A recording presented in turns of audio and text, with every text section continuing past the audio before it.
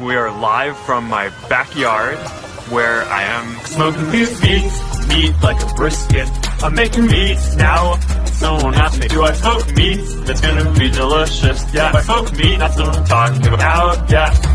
Welcome to East Texas Red Barn Cooking with your guy, Texas T.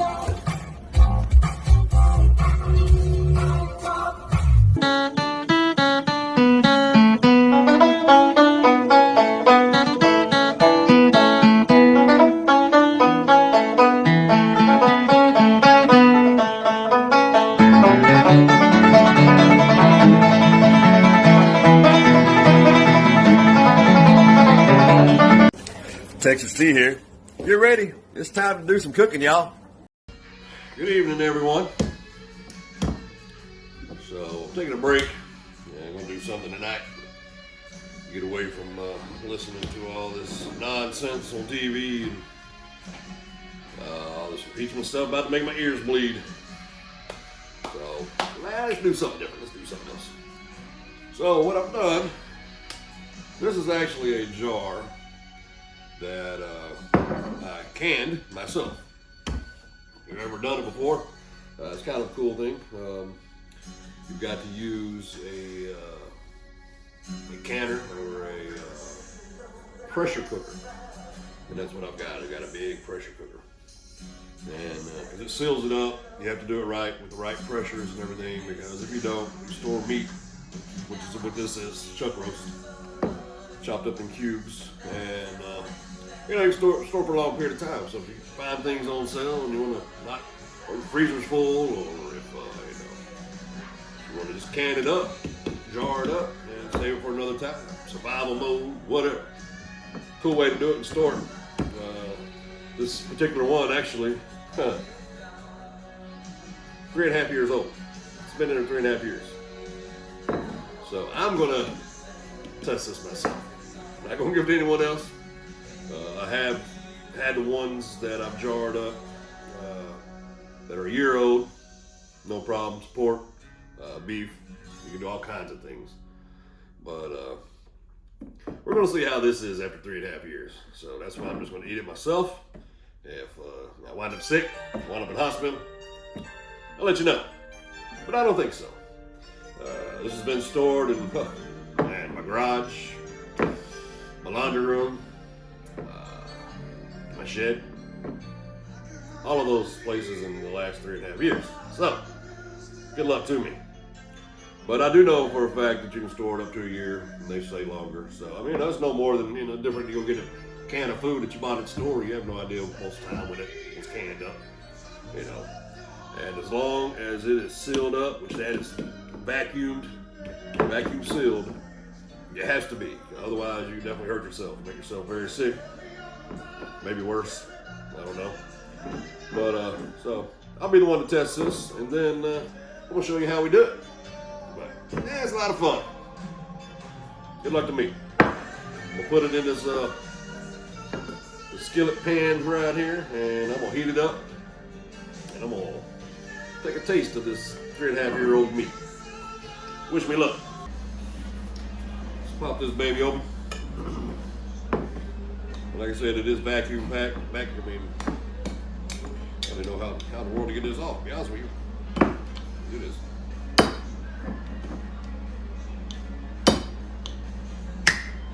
There we go. Yeah, definitely got a vacuum to it. Alright, so got a little more fat and grease than I want in it. If you want to do this with really extremely lean meat, and any other fats, it's fine. You cut it off of it. You don't want a lot of excess. And when I jar this up, I mean, it's fully cooked. It fully cooked from the pressure cooker. I mean, you wind up pressure cooking it for jarring it for like 90 minutes, hour and a half, something like that. So it's fully cooked, and I do have seasonings that I put in it as I'm jarring it up. And so I'm gonna put it in this baby right here. Hope y'all can see me all right. I'm all camouflaged up. So we're gonna throw this baby on the right over here on the stove, heat it up, give it a little taste. All right, here we got it. See what happens. 3.5-year-old chuck roast that I jarred myself. Smells good. Like I said, I'm gonna test this out. I've had 1-year-old that I've done, and sure, no problems, of course, 1 year. But at 3.5 years, figured I better just serve myself this, and by the time I do the video with my canning pressure cooker on doing this, we will know the results of this going into my body.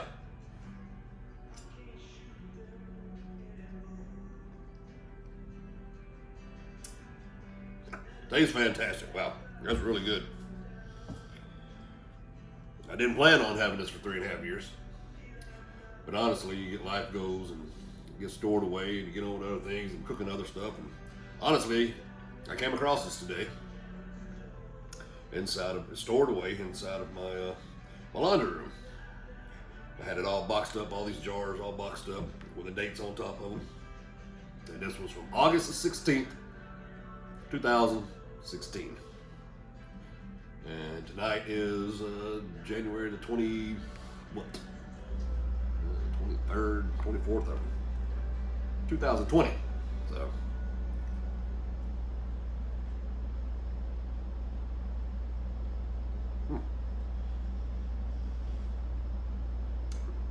that's really good. Better than I thought it would even be.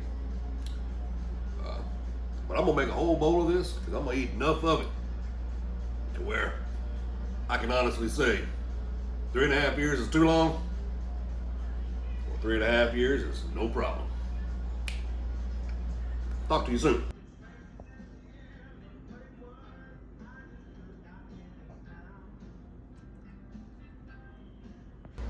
All right, y'all. Welcome back to the Red Barn. I'll show you how I canned up this meat. It's actually been a couple of weeks. This is mid-February. That meat that I cooked was 3.5 years old. I ate the entire jar, every bit of it, no problems. Never felt bad. Didn't go to the hospital. So, success. 3.5 years, good to go, as long as you got a good seal on your jars, and you do it right. You gotta be sure you do it right. Definitely a safety factor.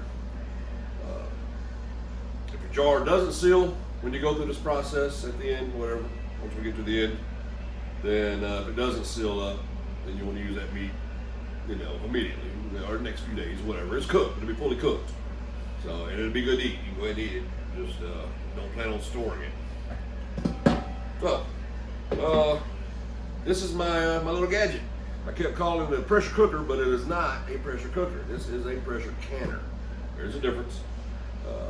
You need a pressure canner because it works at higher heats and higher pressure.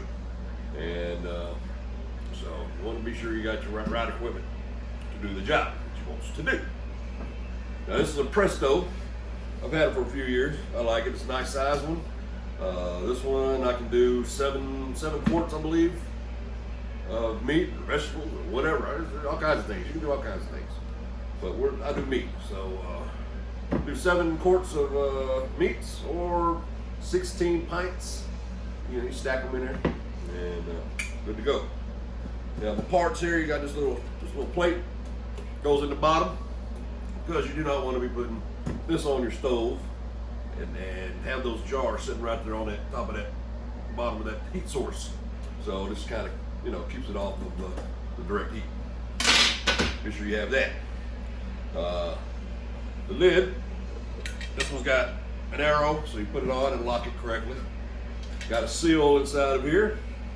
And I took this out and cleaned it, but you want to make sure the seal is good, not cracked, not pitted, etc. Make sure all your parts are good. This has got, all of them. They've got, this is your pressure valve,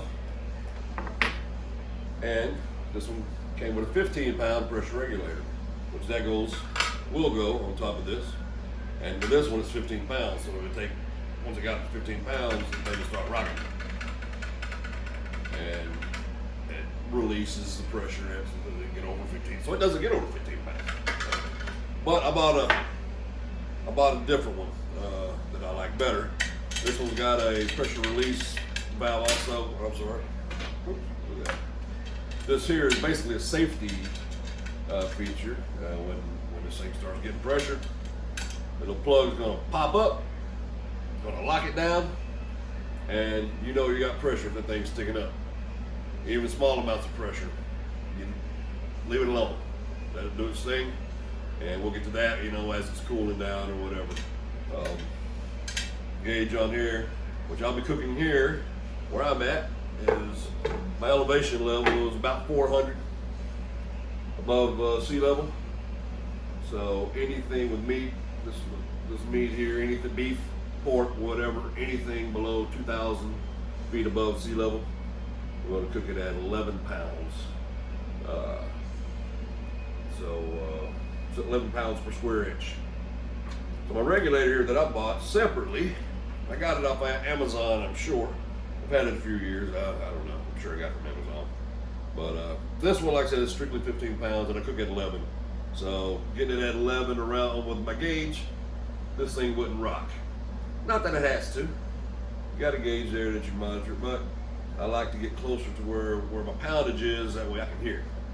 So I bought this other one. This is 5-pound regulator. And it comes with these rings. With each ring you add to it adds another 5 pounds. So there's 15 pounds again. But I'm going to use one ring. So I got a 10-pound regulator. And that baby's going to go on top of that once we get going. And when it gets to 10 pounds of pressure per square inch, it's going to start rocking. I like to hear that. If it stops, you don't have enough pressure because we got to be 11 pounds to cook this meat correctly. And, I'm sorry, to can this meat correctly. So, anyway, that's what I'm using. Other little parts, got a little plastic spatula, push your meat down in. Little magnet thing, you ain't gotta really use it, but for your little metal lids.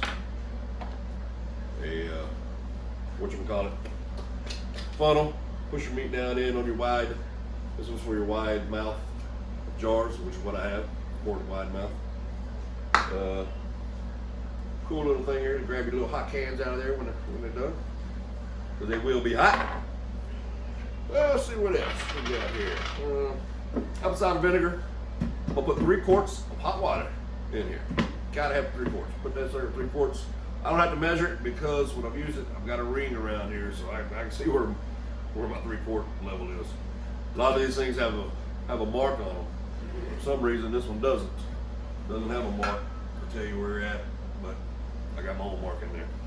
And the only thing this is for, they say use white vinegar, but this will work just fine. The only purpose of it is it doesn't get in your food. The only purpose is to keep your jars and lids and stuff from getting water spots on them. That's really all it is. I will add some salt to my meat, and it's canning and pickling salt. Use that only. You can use regular salt, but because of the other stuff that's in it, it has a tendency to turn your contents of your jar cloudy. And if you're trying to convince someone else to eat 3.5-year-old meat, you want it to look good coming out of the jar. You don't want it all cloudy. It's hard enough already to get people to eat your meat. So that's what we got as far as parts goes. My jars, I've got them full with hot water because and then I filled it some with hot water because I don't want cold jars cracking and breaking and whatnot. Lids and everything's over there ready to go. And then my meat, it's all beef. I have mixed beef and pork together. You can do that, whatever. It all works the same way. But I've got a couple of sirloin roasts here. I've got a chuck tender roast. I've got a round eye steaks and a round rump roast that I'm going to cube up and start packing them jars with it. So, guess we're ready to do it to it. Like that meat that I made now, I ate the entire jar, every bit of it. Made tacos out of it. Came out fantastic. So, you know, no problems. Made really good tacos. So you can do this, you know. It's just to have meat that's quick and easy. It's already cooked. You just got to warm it up to make whatever you want, you know, for things. Store it away for a rainy day, or you know. My whole purpose of starting this was, survival mode. So I was canning meats and stuff for just in case. So anyway, that's why I did it. And why I'm doing it now is I went and bought all this meat because it's on sale. I got a freezer full of meat. I got a deep freezer full of meat. So I'm just going to jar this up because it's fun. Yeah, we're going to start cutting up this meat. I'm going to get off any excess fat. I really don't want to jar up any fat. You know, I want it pretty lean. So I'm going to take this little fat cap on this thing completely off and then trim up any of the other fat that I really don't want in my jars. So we're going to do that, all this meat, and get it cubed up. The colder your meat, the easier it is to cube. Alright, so you just want to cut about, I got it all trimmed up, cut about, 1 inch squares, something like that. I don't worry about going with the grain, against the grain, or any of that with this, because once you pressure cook this thing for 90 minutes, that stuff's so tender it doesn't matter. So just do little cubes, little meaty cubes. That piece. Whoa. Oh man, look at that. That's beautiful. I think I might have to just set this to the side and have to eat that in a little while. I think I will. Anywho, that's what we're doing. Cuban beef. Right, we got our meat all cubed up. That was very difficult for me to cut all that meat up because all I wanted to do was throw it on the smoker. Got our 3 quarts of water. And I'm about to get this thing going. All right, so we got this meat all cubed up, ready to go. Be sure you take your jars good and clean. They don't have to be sanitized because the process of doing this will sanitize everything. Make sure you have no chips or cracks. Your little twisty caps. But your lids, I use new lids, and I soak them in warm water. That way the seal is softened up around the edge. So anyway, so we're gonna start putting this meat in here. Doesn't matter, I separated them out. I don't know why I did that, because we're gonna wind up probably some of them getting mixed up. But all you do, make sure you keep the edge clean. That's the whole purpose of this. You just start stuffing it in there, dropping it on in.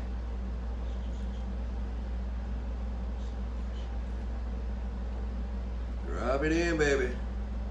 You want to leave at least an inch from the top due to all the juices that are going to come out of this as it's canning.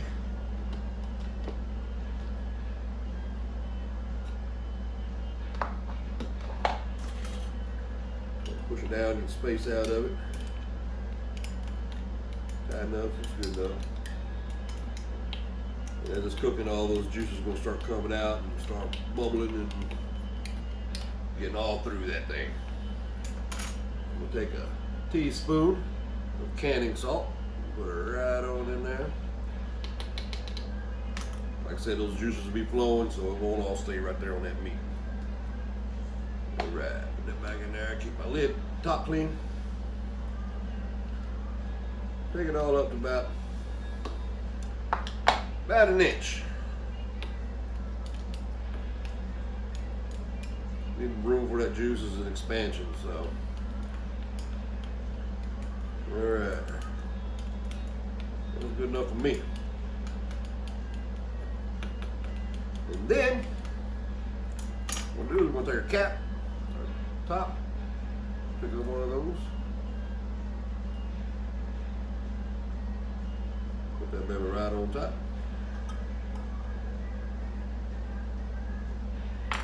Put our lid cap on there. Finger tight. That's it. And as we do this thing, hear that?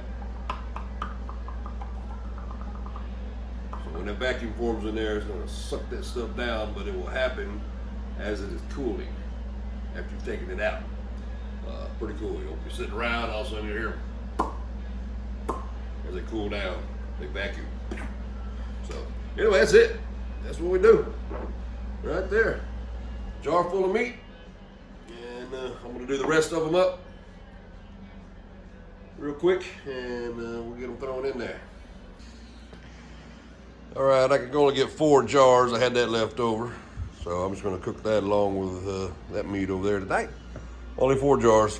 That's why I wished that I had the pint-sized jars. But next time I buy jars, they will be the pint size. But we can do this with 4. Put 4 of them in here.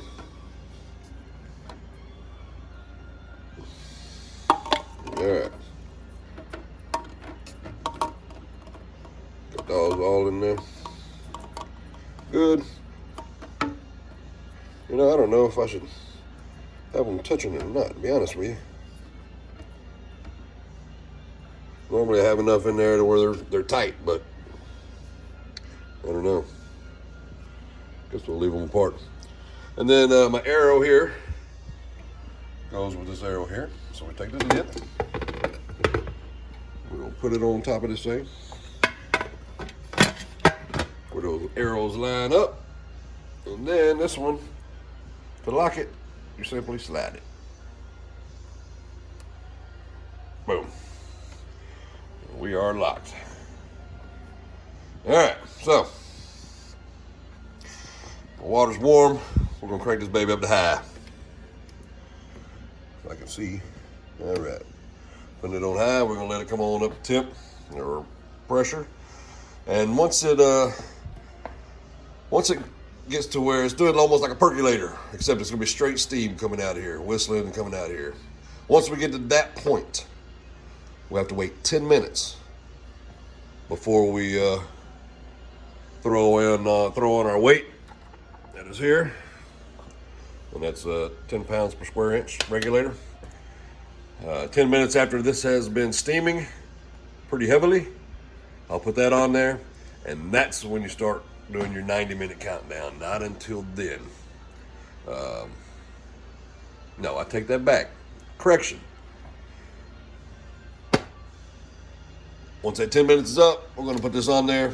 We're going to let this baby rise up to the 11-pound mark. That one's actually got a mark beside the 10 because it knows I need 11. So we're going to wait till it gets to the 10-pound mark, up to the 11-pound mark. Once it gets to the 11-pound mark, that's when we start doing our counting of 90 minutes. If at any point we're to drop down below that, you got to start over. You got to start the countdown over. You got to have that going steady at 11 pounds at least the whole time. So as soon as the baby starts whistling, we're gonna wait 10 minutes. Throw this on there. Let the pressure build on up to 11, and then we'll regulate the heat down here until we get it at 11, and then bam, we'll cook it for 90 minutes. All right, it's starting to get hot. Starting to spit out condensation and steam. That's what that is, building up. Because remember, I've only got water like down to here, so it's heating up. I hear boiling, and we'll be shooting some steam out of this baby here soon. All right, you can hear it. There's steam coming out of that. Hot steam. You can't see it, but it's coming out. So you can hear it. And my back little lock has popped up, so we're ready to count down 10 minutes, and then I'll put the rocker on there, and then we'll start bringing that pressure up. Now it's not showing any pressure on the gauge, but there's obviously pressure in there because that piece is locked up now. So, all right, we've had a good exhaustive steam coming out for 10 minutes now, and we're gonna put the rocker on there. All right, so we should start building up pressure here pretty soon, and when this gets to 10 pounds, that thing will start rocking. We're gonna take it up to 11. All right, right about 10. See it's starting to rock now. We get up to 11, it'll get going. It'll be rocking and rolling.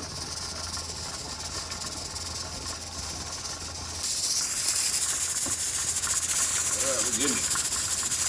A little bit over 11. I've lowered my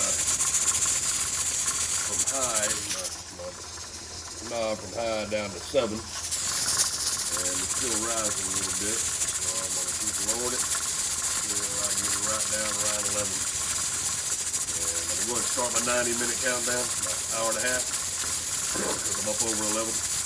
Being a little higher don't matter, you can't be lower. And so I got to let this thing maintain this an hour and a half solid. Got to be at least 11. And that's it. Till we get done.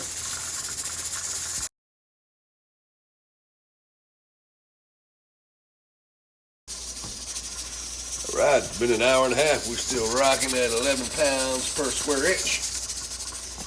We're gonna shut this baby down. I wound up having to go number 5 here on my dial to maintain it at 11. So, cool deal. Turn that off.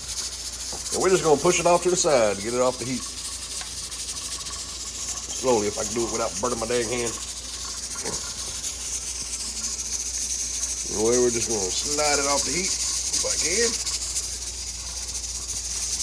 And let it cool down naturally. Oh, shoot, that is not what you said. Not supposed to do that. I didn't mean to knock that off, but let it just cool down on its own. It's going to take a while, but you just got to let it do it, because if you try to take that off, you're just going to have steam going everywhere, and if it cools down too quickly, you can crack your jars. So let it be. Even if this says 0, don't trust it. Wait for that tab to go down in the back. That means there's no pressure in there. Then you can remove this off, and once it gets down to 0 and you have no more pressure built up in there, you can open it up and start pulling the jars out. They will be extremely hot still, and pull them off, pull them out, and let them cool. All right, so I've taken it off the stove completely. It has depressurized on its own with the tabs down. The gauge is on 0. Just not doing anything, so take that off. No more steam, pressure coming out. It's still extremely hot. Actually, it only took about a half an hour for this thing to depressurize. So I don't remember it being that quick. It's been a while. Then one thing I forgot to mention, as you're making this stuff, be sure before you put your tops on your jars that you take a clean towel or a paper towel and wipe around the rim of your jar. Just be sure there's nothing on there if you pack it all in, because that'll screw up your seal. Kind of worried on this one because I can really smell the meat, and I don't think I should be. Like I said, it's been a while since I've done this, and I just don't remember smelling it that strong. So I may have cracked jars in here or something. Who knows? But we'll unlock this baby. It's still hot. Oh yeah. Hot. Very hot. Very hot.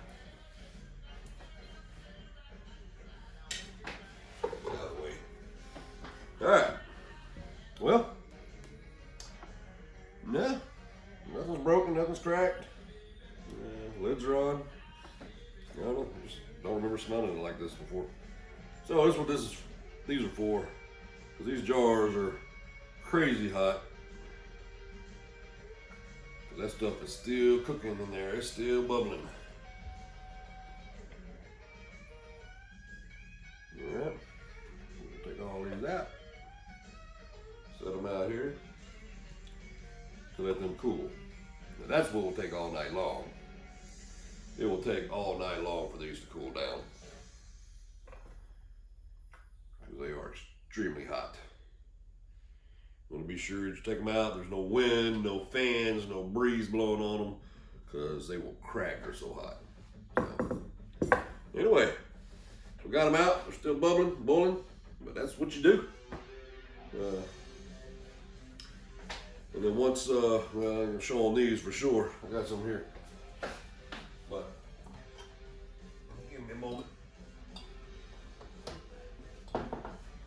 So as these things cool,